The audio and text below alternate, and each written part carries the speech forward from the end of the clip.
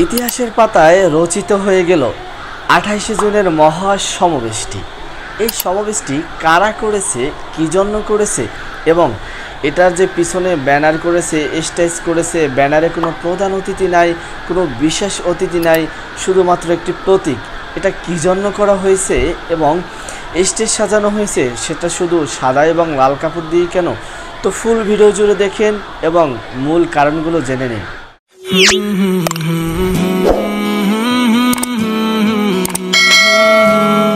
ইসলামী আন্দোলন কর্তৃক আয়োজিত সোহরাওয়ার্দী উদ্যানে 28শে জুন দুপুর 2 ঘটিকার সময় এক বিশাল মহাসমাবেশ।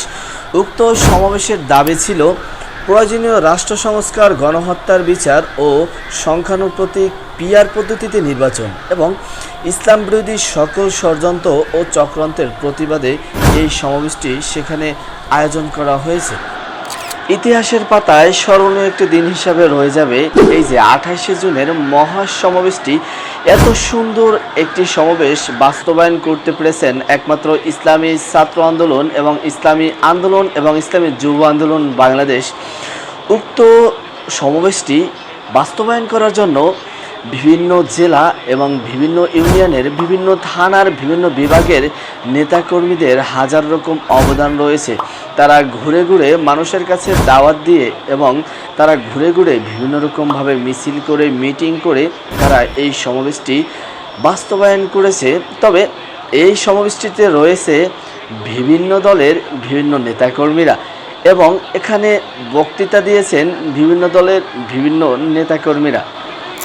তবে আমাকে একটা জিনিস বারবার ভাবায় যে একটা মানুষের একটা দলের প্রতি, একটা প্রতীকের প্রতি কতটুকু ভালোবাসা, কতটুকু মহাব্বত, কতটুকু মায়া থাকলে যে তার নিজের টাকা নষ্ট করে, নিজের টাকা খরচ করে সমস্ত কাজকর্ম ফেলে এত সুন্দর একটি সমাবেশ বাস্তবায়ন করার জন্য বিভিন্ন জেলা থেকে, বিভিন্ন ইউনিয়ন থেকে, বিভিন্ন বিভাগ থেকে তারা সোহরাওয়ার্দী উদ্যানে তারা গিয়ে পৌঁছিয়েছে।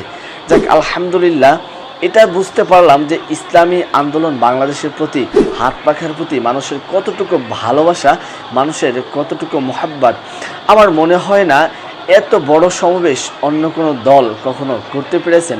আলহামদুলিল্লাহ, দোয়া রইল, মন থেকে দোয়া করি আগামী নির্বাচনে হাত পাখার জয় আমরা সকলেই দেখতে চাই।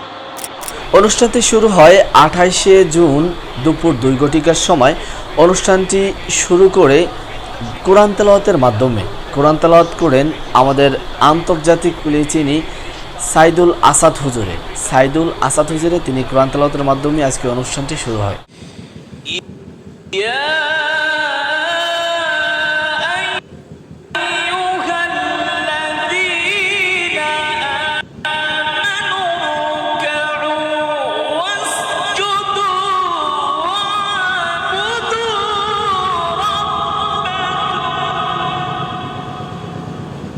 সাইদুল ইসলাম আসাদ হুজুরের পরেই সঙ্গীতের জন্য চলে আসছেন আমাদের সকলের সুপরিচিত একটি সংগঠন, সুপরিচিত একটি শিল্পী গোষ্ঠী, জাতীয় শিশু কিশোর সাংস্কৃতিক কলরব।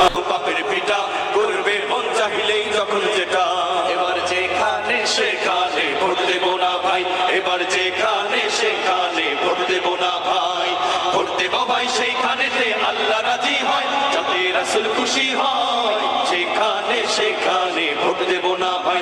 এবার যেখানে সেখানে ভোট দেব না ভাই। ভোট হলো ভাই দেশের তরে বিরাট আমানত, ও জায়গাতে ভোট দিলে ভাই হবে খেয়ানত।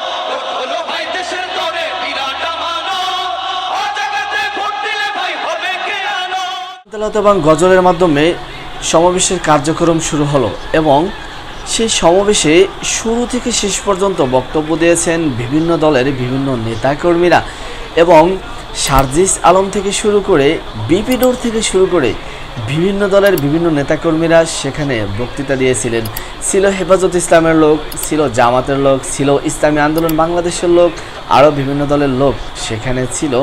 তবে আলহামদুলিল্লাহ, এভাবে একত্ববদ্ধভাবে কাজ করলে আগামী দিনে এই মুসলমানের রাষ্ট্র মুসলমানরাই ইনশাআল্লাহ আল্লাহ তাআলার কোরআনী আইন দিয়ে তারা শাসন করতে পারবে এবং নবী করিম সাল্লাল্লাহু আলাইহি ওয়াসাল্লামের আদর্শ দিয়ে তারা শাসন করতে পারবে। এখন আসেন যে আমাদের স্টেজটি সাজানো হয়েছে সাদা এবং লাল কাপড় দিয়ে কেন। আসলে আমাদের সকলের মনে আছে, মাথায় আছে এবং বর্তমানে আছে, সামনে থাকবে, চিরজীবন থাকবে, আমরা যতদিন বেঁচে আছি ততদিন থাকবে জুলাইয়ের কথা, 24 জুলাইয়ের কথা আমাদের সকলের মাথায় থাকবে। একটি ফেসিবাদী, একটি জুলুমকারী একটি সরকার থেকে আমাদের দেশটি রক্ষা করেছেন আমাদের শ্রদ্ধেয় ভাই এবং বোনেরা।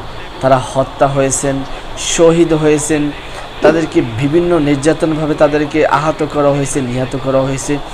তো সেই জুলাই মাসের আমাদের বিপ্লবী ভাই বোন যারা ছিল, যারা শহীদ হয়েছে, তাদের স্মরণে আমাদের এই স্টেজটি মূলত সাজানো হয়েছে লাল কাপড় দিয়ে। তা আশা করি আপনারা সকলে বুঝতে পেরেছেন। তো আমি চাই আগামী নির্বাচনে ইসলামী আন্দোলন বাংলাদেশ ক্ষমতায় আসুক, আগামী নির্বাচনে হাত পাখার জয় হোক, আগামী নির্বাচনে ইসলামের জয় হোক, আগামী নির্বাচন থেকে এই মুসলিম কান্ট্রি, এই বাংলাদেশ শাসন করুক ইসলামী আইন দিয়ে, কোরআনী আইন দিয়ে। এই বলে আজকের ভিডিও আমরা এখানে শেষ করতেছি। মুক্তির মূল মন্ত্র ইসলামী শাসনতন্ত্র।